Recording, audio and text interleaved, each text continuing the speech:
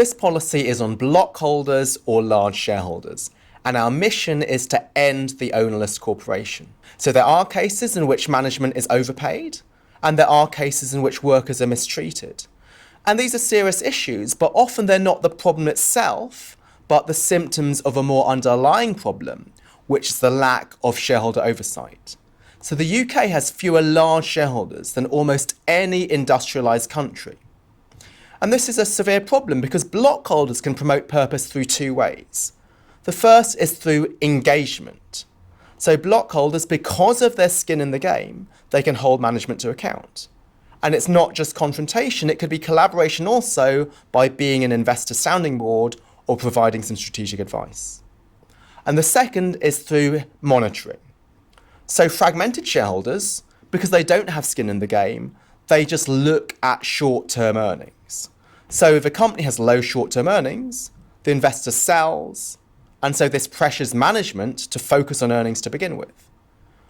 But block holders, because they have large stakes, they don't just look at earnings. They look at intangible assets and purpose. And if a company has delivered low short-term earnings, but because it's investing for the long term, the block holder will know this, they won't sell, they might even buy more. So the large investor shields management from the vagaries of the short-term stock market and allows the manager to pursue purpose. So what do we hope to do? We hope to do two things. The first is to encourage investors to take large stakes to begin with. So in the UK, there's a law that once you get 3% within a firm, you have to disclose this. And that pushes up the stock price and means that it's unlikely that the investor will want to buy more.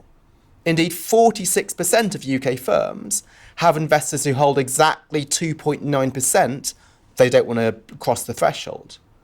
We suggest relaxing it to 5% in line with the EU and the US. And the second is to encourage block holders to engage and monitor once they form their stake. So to encourage them to have an open dialogue with management and also with other investors, potentially providing them with a safe harbour for free information flows without violating insider trading laws, and also importantly without disadvantaging minority investors. And also we propose a ban on voting with borrowed stock, because there are cases in which short sellers can borrow stock and outvote the block holder, and we want to make sure that votes are only cast by investors with skin in the game. So our goal is to end the ownerless corporation by creating block holders to pursue purpose for the sake of not just shareholders, but society in general.